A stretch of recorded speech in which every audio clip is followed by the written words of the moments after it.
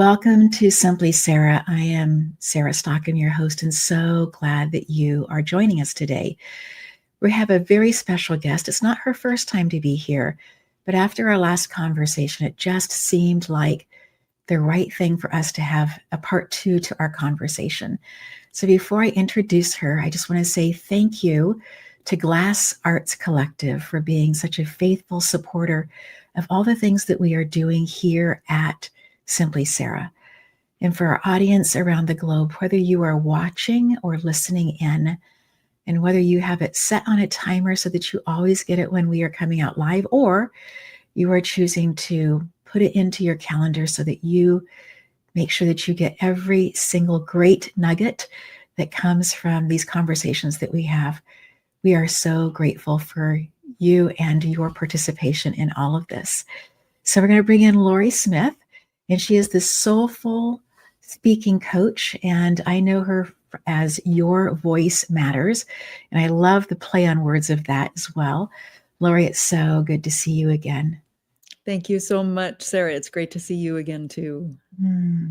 So what are you working on these days? We'll get to how you got to where you are, but I'm just so curious about this new thing that you have that you are opening up and introducing to the world. About 2.5 months ago, I finally launched a podcast. It's called Soulful Speaking. Yay! And it was a very long journey in some ways. 10 years earlier, somebody said you should start a podcast. And podcasting was very different at that point. And it felt like a should, and I was not interested at all.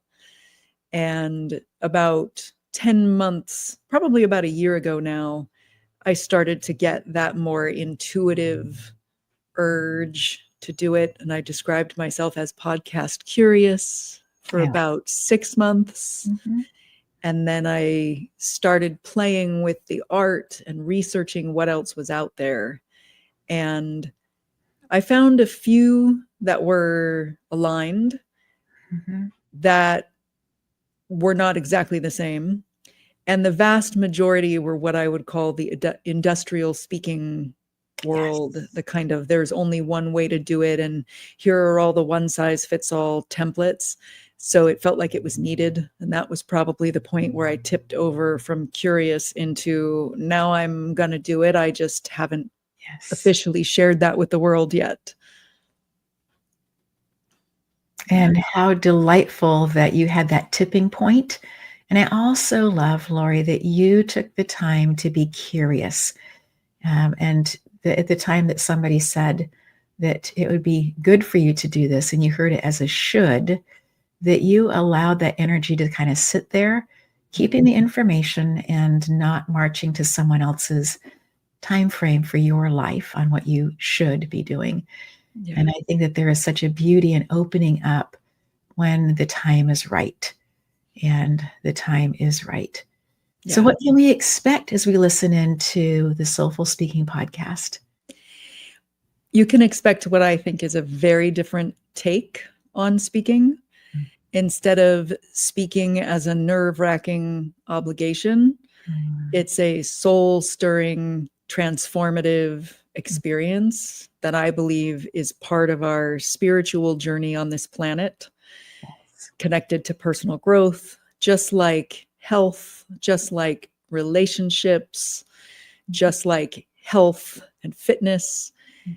We learn and go deeper and deeper in the spiral of learning in each of those places, and finances in our life. And to me, that is what speaking is as well, including lots of practical tips for the stage and probably a different take on that. And I've had one listener who I did not know before tell me that what she loved about it was that it went very deep, very fast. And not a lot of the other podcasts and none on this topic were doing that. And that's what drew her to it. And I love the title of it as well, right? In that you had already had previously the Soulful Speaking Coach. And so using the soulful speaking part again, But that space of soulful, how did you come to that rather than the industrial one size fits all? It took a long time to get there. And when you asked that question, it's like the universe was giving me signs all along. And the very first one was in 2014. I had followed another intuitive urge and was writing my book, Your Voice Matters. And I did not have a subtitle at that point. And a friend of mine did a round of editing on it and gave me a lot of different nuggets of wisdom. And he gifted me with the phrase speaking soulfully or soulful speaking. He just said, I'm going to give you a phrase, use it or not, because I kept saying from the soul, lots more words to essentially say speaking soulfully or soulful speaking. And that got use, find, and replace throughout the whole entire book. Every time I could find one of those longer phrases, I replaced it. I put it in the subtitle. The subtitle is A Guide to Speaking Soulfully When It Counts. And then about 8 months ago, another bit of advice that someone gave me was, if you can start to be consistent and be known for two things, you sort of make it easier for people to find you who are looking for you and to share you. And he mentioned Eckhart Tolle, The Power of Now, and the pain body. And I said, if I were known for two, it would be soulful speaking. And then he kind of went, oh, I'm not so sure. And then I realized he was saying, oh, I'm not so sure because he would need more explanation. That's not the wording he would use. He would probably use conscious. Yeah. And I landed on soulful and started using it more and more because it includes conscious.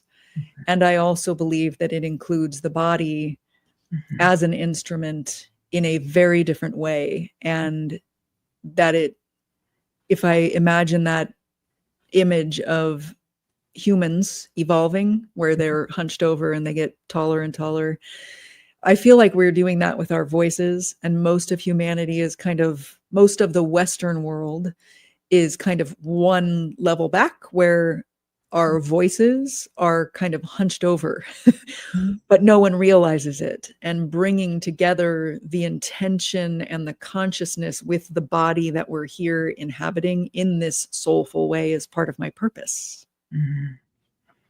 And when you talked about that image of, still kind of hunched over, to me, the word that came up was constricted. When we do that, we are constricting our voice, because when we are speaking soulfully, our heart is also open. And so in order for our heart to be open, our shoulders are back, our posture is different. And that's very different than having, what could be a heavy backpack or something that we're carrying where we are more hunched over. And so coming to that space. And I think that in my own personal evolution of speaking, there came also a point of how much of my story do I share, how much of it's too much, and how much of the story is helpful to help bring the audience along for context. And that space of being a soulful speaker for me is a point.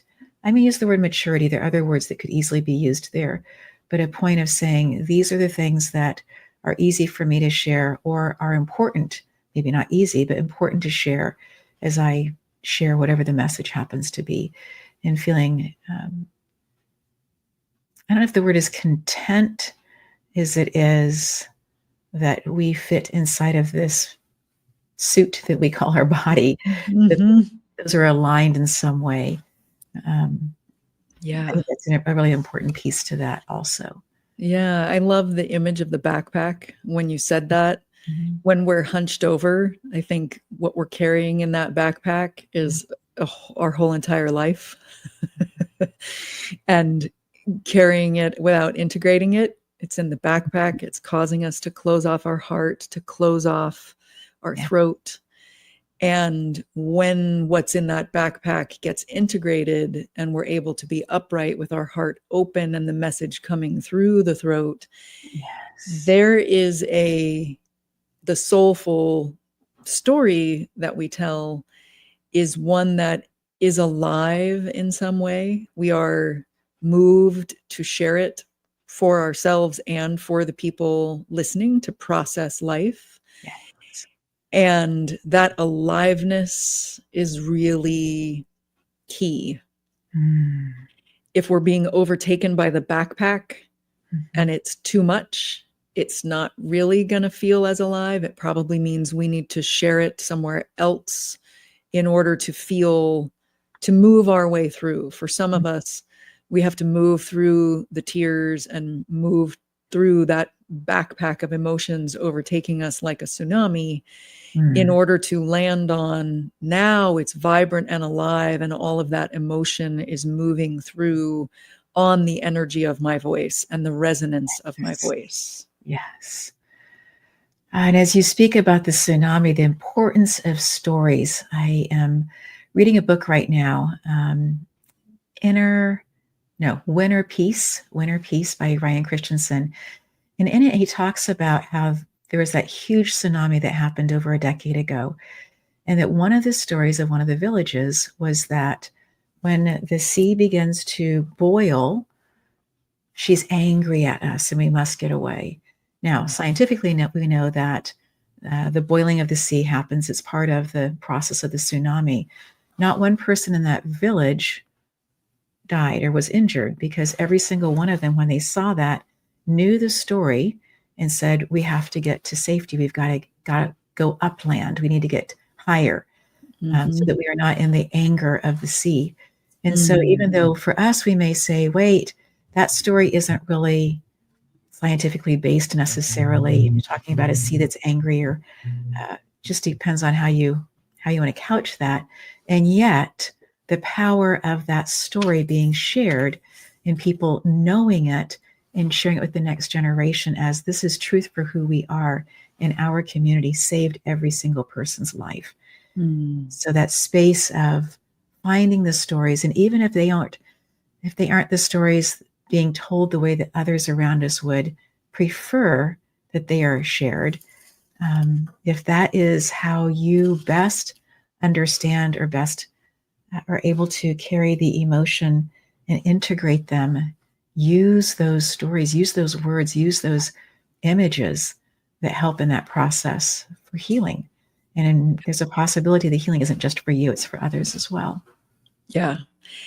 In my experience watching clients share their stories, many come in thinking, who would care about my story? I don't have a story that's interesting. We gather in small groups, and I love watching the moments where they realize, oh, if that person is thinking that their story is not interesting, and I'm hanging on the edge of my seat and loving every moment of their story, that must mean that when Lauri is telling me that mine is interesting too, what if it is? Mm-hmm. And when we go deep enough into our own personal stories, we tend to tap into something that is universal, that's going to touch people when they hear it at the right time for them. Yes. And the beautiful thing about podcasts is that we can go back and listen to them again. Perhaps we listen the first time and we go, oh, I sense something is there that I need to think about or process. And we can come back to them then, rather than in the old days, sitting around the fire, the people who were the storytellers, it was a specific time, it was a specific, and you maybe got to ask for your favorite story and maybe not. Maybe they just shared stories and you were waiting for that one story to come back up that was so impactful. We recently went to a celebration of life experience on a beautiful ranch in Colorado. And we were on the family ranch for this experience. And it was really important because the person who had just recently passed, it was her favorite place to sit and watch the sunset. What I found so incredible about it, though, is that when her husband got up to speak, he was sharing about, and he said, I listened to this speech that Steve Jobs gave at Stanford, probably as a graduation commencement speech.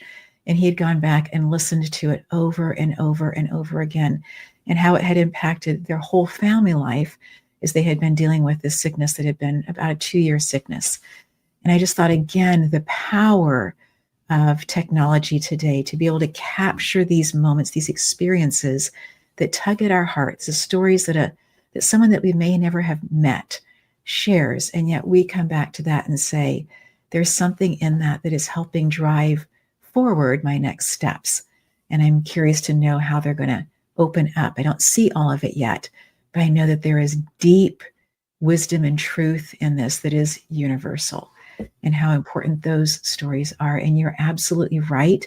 When we take off some of the minutia off the top and we get down to the deep vein of the story, those are the places that doesn't matter too often which tribe you come from, what language you speak, that those are universal truths for all of us.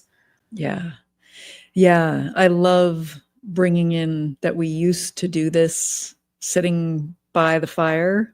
Yes. And I have felt like humanity has lost a bit of the connection to storytelling. Mm-hmm. And now, because of podcasting, it's coming back in a new form because of podcasting and even viral videos and all of the formats available to us. Storytelling is making a comeback. And now it's like we can choose to be by the fire with anyone from anywhere at any time. That is so, so good. We're going to take a quick commercial break here. And when we come back, we're going to have more with Lauri.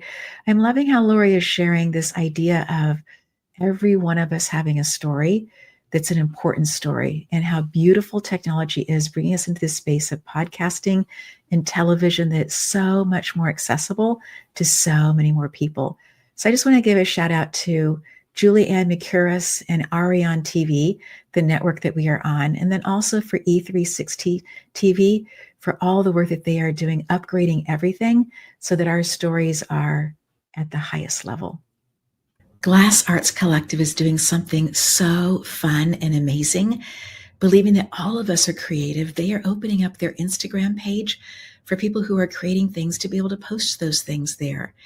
I also believe that you are creative, and I'm super excited about this opportunity to be supporting Glass Arts Collective. They are amazing. So glad to be here with you, and we're bringing Lauri back into the studio. Lauri, I would love to have you share a little bit about how you came to this point of creating a place for people to come in and share the 3 different kinds of people that you primarily attract, and how you got to those particular 3, the people who are sensitives, the people who are empaths, and the loving rebels. How did you get there? I was very confused for many years trying to listen to traditional marketing advice about niching and who is your person. And eventually I decided I wasn't going to do that. The traditional demographics, how old are they? Where do they live? It was not aligned, and I would try it and it would feel like it did nothing for me. Meanwhile, I was using words like emerging leader. That was sort of the first one that had a kind of resonance for me at the time. And then I would hear people say, but I'm not a leader. I'm never going to be a leader. I'm not even emerging. You know, the term would make them back up rather than lean in to who they are becoming. And I used leader, I used reluctant leader. There were a few more in there. And then in the beginning of 2023, I decided to start my own connection group for networking, and it's evolved into kind of a bridge between networking and a mastermind, because we have deeper conversations, because it's full of so many of the more sensitive people. And because I wasn't trying to make any money off of it, I was just I think sometimes when I'm writing copy or writing descriptions of things, there's a part of me that's trying to get it perfect. And I'm not making any money off of this at all. I'm holding a space because I would like to have deeper conversations and meet new people. And I sat down to write the announcement of it. And someone had used the phrase ambitious empath with me earlier, probably 5 years earlier. She said, it sounds like you're not only into empaths, you love working with ambitious empaths. And I loved that and kind of tucked it away. And I had this feeling that if I used 3 different phrases for people who might have something in common, that people would stop that backpedaling. Oh, that's not me. Because they would see the range and see themselves in one of the sets of words. Mm-hmm. So I thought I need something, I'll use ambitious empath. And I wanted them all to have something like that. And I just kind of sat down and started typing sensitive, visionary, ambitious empath, loving rebel. And I went, that sounds really good. And I hit send. And a copywriter whose copy I love, I had never personally worked with her. She was on my list. I was on hers. She sent me an email back and copied that phrase back to me and said, this is hot, with a whole bunch of fire emojis and exclamation points. And I emailed her back and said, that's funny. I just kind of channeled that. Do you think I should use that elsewhere in my marketing, in my conversations with the people that are trying to find me and I'm trying to find them? And she said, absolutely. So I've been using that. Sometimes I can't fit all 3 of them in these days, and I just go with one of them. And that's where and why the 3 came from. And it did open the door and open the hearts for people to realize, no, they're not the leader that we all grew up with. Someone in a suit with, one way of gesturing and one way of speaking. They are the leaders of the future that we need. And they will embrace being a loving rebel, that they're bringing some change, even if they don't like the word leader. Yes. And I love that you are in the mind of people and you're listening. You're listening when people backpedal and say, wait a minute, I'm not a leader. But yet in that space, leaders, there is a level of being a rebel inside of that, of either bucking any change happening or making sure that change is happening rapidly or in a different way. And leaders can be both. They can, we're not all in one camp or another. There's this beautiful continuum of I can be a little bit stodgy in certain areas, kind of stuck in this is how we do it. In other ways, like, every year we've got to change this, or every season has to change. And finding that place of comfort, comfortability in the current time, in the current season, in the current place. Which brings me to creativity. I know that you help people open up that space as they are taking off the backpack, integrating in their experiences, finding language to be able to share their stories. Inside of this, you are also helping people unpack creativity. How do you help people do that, knowing that you have come from a background of being in stage and theater? How do you help people who haven't come from that background be open to this space of creativity? Helping them to release, like I said at the beginning, all of the shoulds, all of the this is how we do it's, and really hear and feel their own intuition and their especially a desire to be unique and to do things in a new and unique way. That to me is leadership. I don't vibe with the way things have been done, and I feel an urge to do it a different way. And it is creative. Yes. And if people can release the word creative and embrace intuition, or what does your gut say, or where is your heart calling you, then they become creative without getting hung up on oh, I'm not creative because I'm not an actor, I'm not a painter, I'm not a writer. Yeah. Yeah. Oh, I love how you use language to help everyone open up to the possibility of listening differently. Because if I'm sitting here and holding onto my chair going, okay, I need to be creative, and I'm kind of hopping around, that's a whole different kind of energy than what we did before we began to record, which is the space of let's have our intuitive gut connect in with our emotional heart and connecting that in with our thinking brain and allowing the three of those places to line up, because inside of that then is this place of alignment. And what comes out is authentic, and it is worthwhile, and it is pertinent for the moment.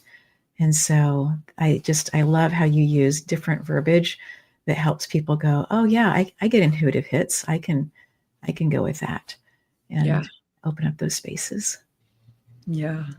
Mm. Yeah. And the more I feel like the rational mind, Mm-hmm. not the wisdom third eye mind, but Right. the rational mind sort of only understands things that have already existed.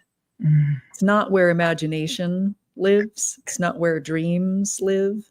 Right. So having the heart lead or Mm. the gut lead Mm-hmm. so that the mind and the heart and the gut can all come into alignment. I Mm-hmm. love that quote of Albert Einstein's: intuition is a sacred gift, and the rational mind is a faithful servant. Yes. When I follow that, life goes really well for me. And when I try to reverse them, I usually end up spinning around and wasting a lot of energy and burning myself out. Mm-hmm. And I've always loved that it's Albert Einstein who Yes. said that, Yeah. because we had an impression of him when we studied him in our left-brained schools of what he was. And he was much more of a crazy, creative, intuitive, eccentric genius Yes. who had an amazing blend of what we know as the left and right Mm-hmm. brain. He had capacity for both, and there was a lot more creativity and dreamer and curiosity going on than they taught us about in school. One of my favorite things about him is when he got stuck on a problem, he would pick up his violin and he would play. Mm. And he knew that if he could immerse himself in the here and now, in the music, in the space, that he had already planted the seed for the question that he was posing. That was already planted. And so he could just allow his brain to go to work. It could go do other things while he was staying very present, playing the music in front of him, enjoying the moment of the music. And when schools talk about bringing in music or using music for the brain, for the mind, it's the science is there. It backs it up. And then you have these stories of people, including Einstein, who use music as a space to be able to problem solve, which is a advanced version of creativity in that space. Yeah, I love that. You just made me think or remember and add to when I've had times where I'm stuck on a problem. Sometimes I keep just trying to power through it and barrel forward, and that does not work that well. At the best of times, I have done some version of walk away and get present. Go do yoga, go for a walk outside. This year, I've gone on 3 longer vacations. And while I was on vacation, something shifted. Like I would have 3 clients booking into 3 potential new clients booking while I was off on vacation, or an idea come to me while I'm sitting on the beach in Maui. And I do my best just to grab something and write down the idea and not go back to work. And sometimes I'm unable to stop myself. I understand that. And I do grab my computer when I'm doing Zoom yoga at home and Yes. capture ideas that are coming to me if they cycle around a few times, or if I really feel like I'm really going to want to remember that one. I'll grab something and jot it down and then go back and catch up with where the rest of the yoga class is. Yes. Yes. I think it's so important for us to be listening internally and for us to be present with ourselves, gifting ourselves those outs, as in when you're in yoga, grabbing a piece of paper or something, writing, jotting something down. I know that I had this really, really clear idea yesterday. It was just incredibly settling. I can tell you that I remember having the idea and I can remember how beautiful it felt in my body. And I remember my response of saying, yes, of course I will continue doing X, which had been something I kind of had this question out there of, I need to find another part of the foundation for why I'm doing what I'm doing. I understand why I'm doing all the different things that I'm doing, but I just like to have a little bit more of a foundation of how do these pieces fit together. So I can tell you that I had the moment, that I had the physical experience, that my answer was yes. I can't tell you what it was that was said that I heard. And I was watching a podcast, I was watching a television show that's also a podcast. And in that moment, and I suppose I could go back and try to listen to it again, try to find it. I don't need that. But I am today just thinking how interesting it is that I have all the pieces that I was looking for, but I can't tell you what key it was that went into the door lock, that unlocked the door to be into the next space. And that's not the important thing. The important thing is being in that next space. And so for anyone listening who is like, ooh, I should have written down whatever. No, if it's important for you to have it, it'll come back to you. If you need to have it in a different version, a different way, it'll come back. It will. Yeah, especially if you get into the physical and energetic state that it came from. In the theater, I still do this. People will have an amazing performance of the show and then get seduced into going back in the next day and trying to repeat it. And and from the outside, like, oh, I'm going to say this line the way I said it yesterday. Yes. The way to actually repeat it is to be in the state of deep presence and deep listening and then responding in the moment. And it's not film. So it is not going to look on the outside exactly the same as it did the day before. And I don't know why at 52 years old, every once in a while, I will catch myself doing that. And I know. And at 52 years old, I am now able to catch myself, say, after my first scene, come off stage. Okay, let's sit down and meditate and feel the ridges of my fingertips rubbing against each other, feel my feet on the earth, feel my breath coming in and out my nostrils, and then go back out there with that kind of presence. So I'm able to stop it in the middle of the show. Yes. And we can also do that in our lives when we're speaking or trying to take an outward path to something. We can become really present and bring that feeling to life. And then whatever we need will emerge from there. And to trust the process. I think that's something that for me has taken into my 50s. I was doing work with it in my 40s as well. But I'm much more at a place of, I was teaching a class recently, and one of the students in the class said, my mom used to always say that things have a way of working out. And I'm beginning to understand what she meant by that. And I've been thinking about that. Things have a way of working out. And there is that space of, for me, being a little bit older, of going, what really am I trying to prove? If each person is here to be part of this beautiful celestial dance, and each of us has a part to play in it, then things have a way of working out. Then be present, then allow the flow. And yes, keep my lists going of things I want to get done or things that are important. Absolutely keep those lists. But for me, I'm not needing to be as rigid about this has to happen on this day at this particular time in order for it to be whatever gold star I was hoping to put next to it, right? Yeah. And that goes back to my Thompson years of playing piano, those little booklets that we had growing up. And John Thompson was the series that we used in our household. And if I played this song well, I got a little gold star next to it. And those little gummy ones that you had to, kind of lick to put on, kind of a thing. And so I'm, that there's a different, I don't need to be looking for those gold stars next to my music anymore. How does the music sound internally for me? How does that show up? Is it impacting others people's lives? Is the lesson or the topic or the communication clear so that it's heard on the other side as well and able to be received? Yeah.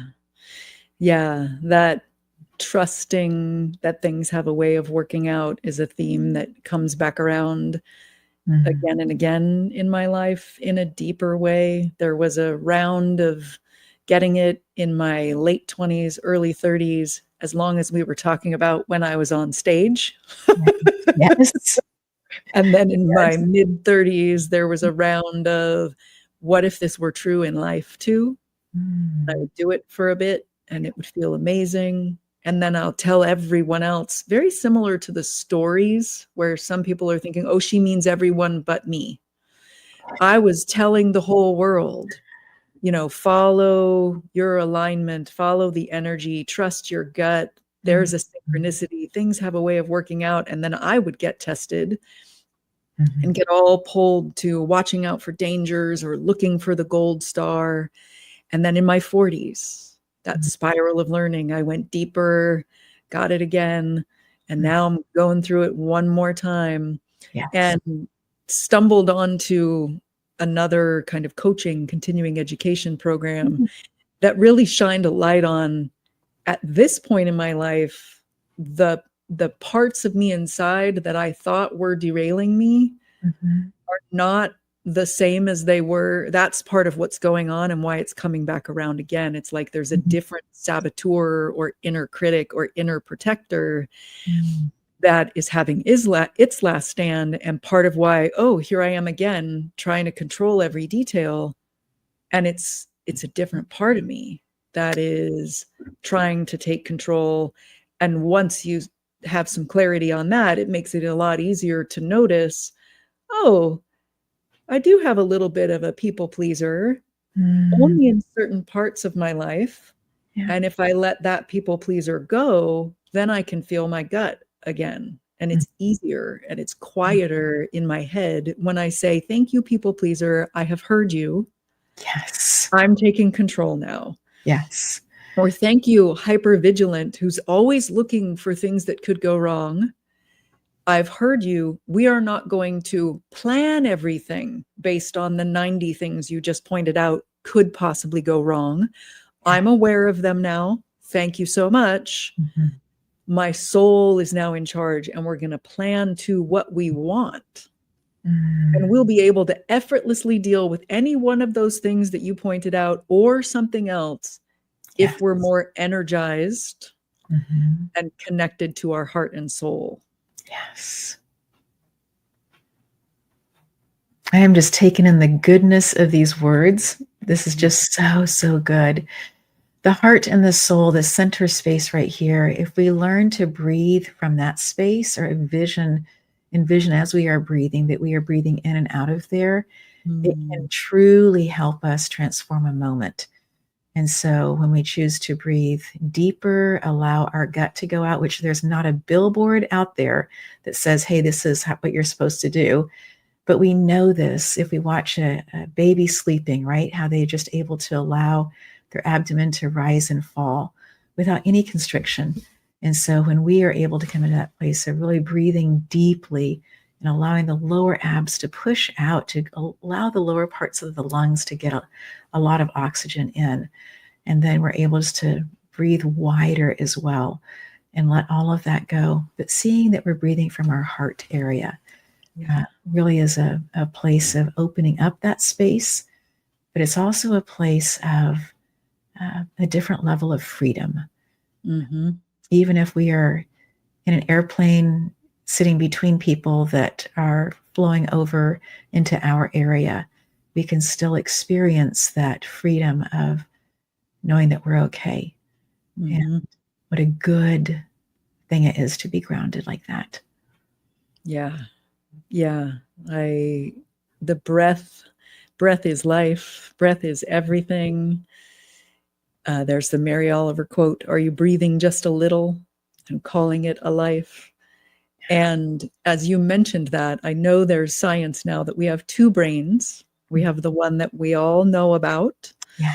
and then we have a brain in our gut. Mm-hmm. And as you spoke, it dawned on me that when we're breathing just a little, we're sort of breathing in the very upper chest. We're Right. only giving oxygen to the one brain. Mm-hmm. When we start to breathe through the heart and breathe all the way down to the pelvis and then down to the toes, Yeah. that second brain in the gut gets more oxygen, and everything in between is more free. And again, the recurring theme of the mind, the heart, and the gut all being integrated and online, it's like the air and the breathing is helping it to align. Yes. And it also then creates a clear freeway for the vagus nerve to be able to do what it needs to do, as well as it's connecting those three pieces as well. Yeah. So powerful. Yeah. Coming back, circling back to the podcast, are you interviewing people in the podcast, or is it more you sharing the deep wisdom that you know, or a combination? It is a combination.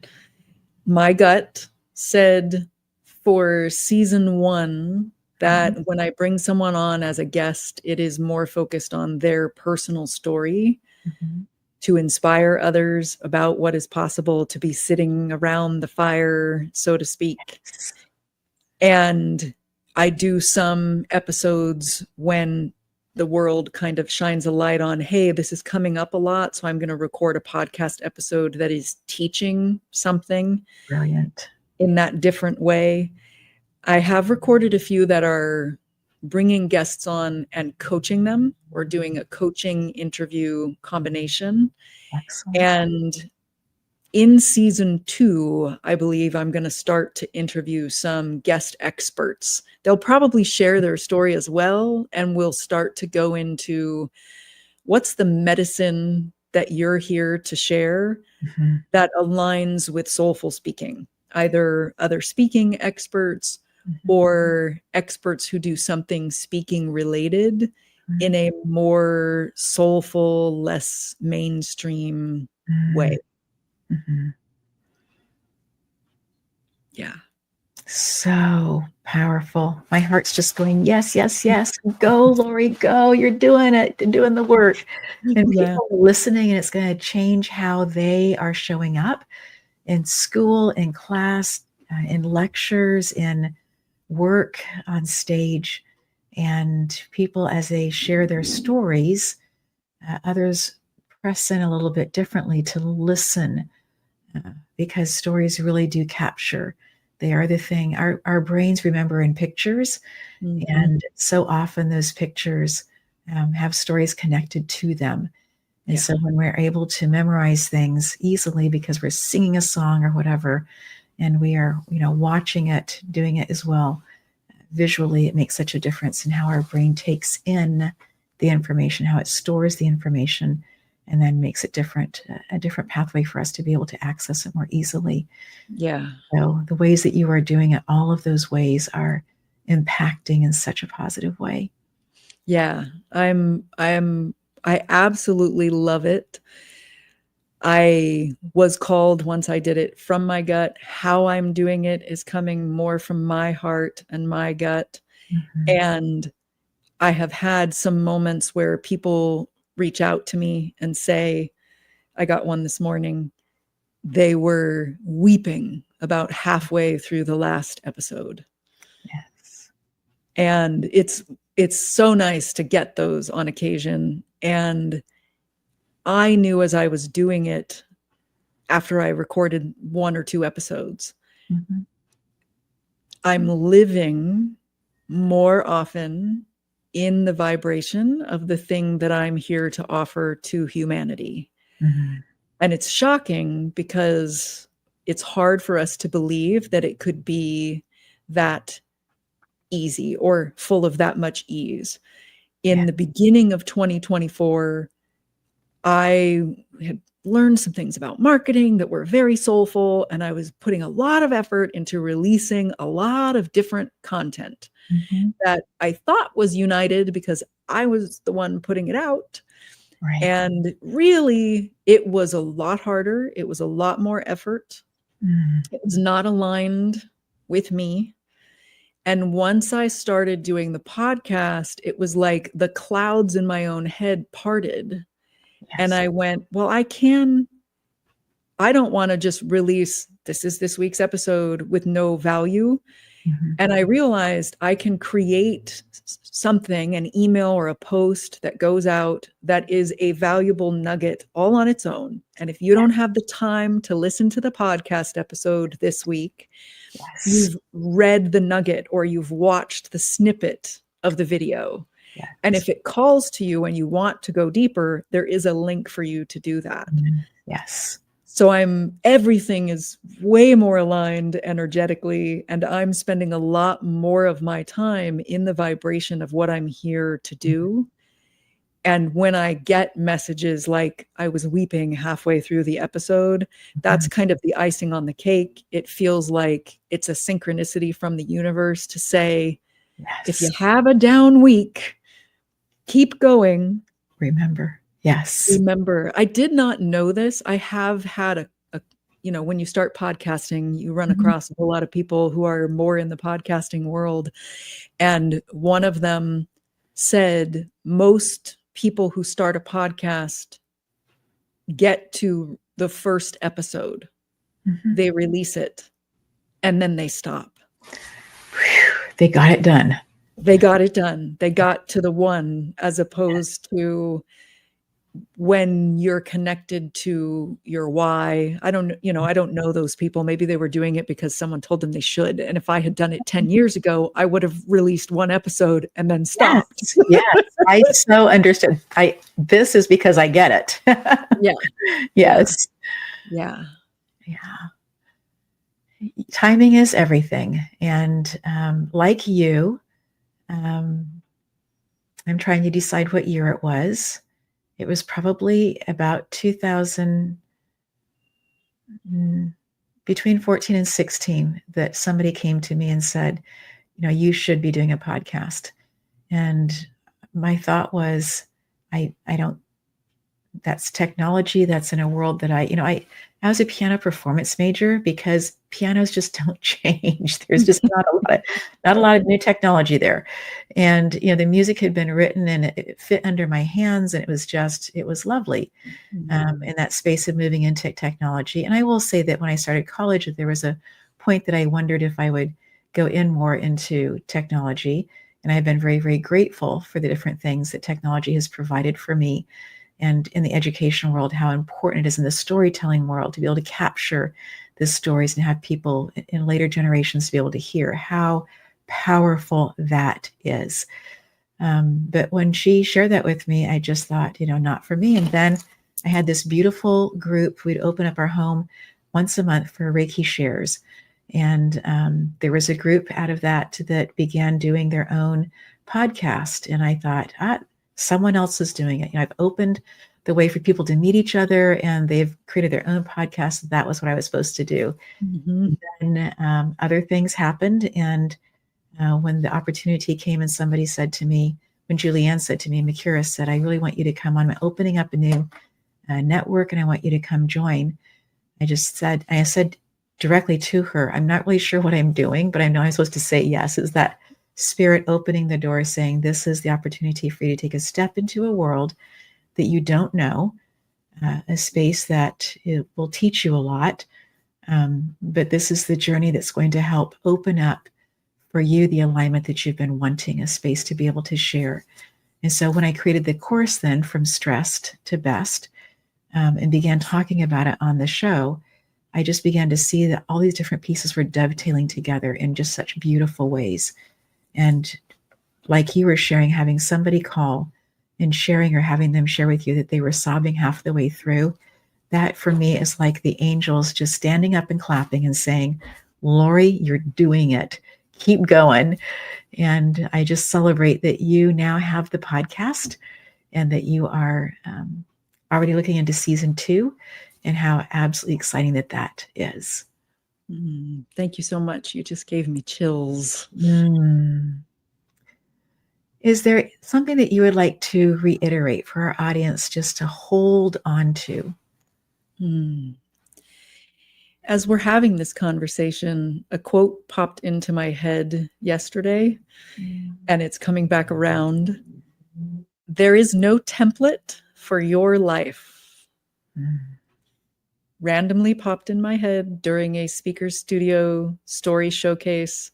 I jotted it down, and I feel like it's been underneath this conversation that we've been having. There's no template out there for your life. Yeah. So blow it up or let it go and come back to your heart and your gut and live your 1 in 8 billion once in any lifetime. That's a phrase from a friend of mine. Life. Oh. Lauri, now I have chills. That is just so good and heart-centered and soulful and absolutely exquisite. Thank you, my friend. And know that when you have other things that you want to share, that I would love to have you come back again. I'm just loving our conversations. Thank you so much. I'm honored. And so to our audience, we say thank you so much for being here. We are honored that you are part of this journey. We do this in part for what takes place here for each person who comes into the studio and for the growth that they have for getting to share their story with you, but also knowing that it is impacting your life for the better, for the good. And we are so grateful for that. And so we say until next time.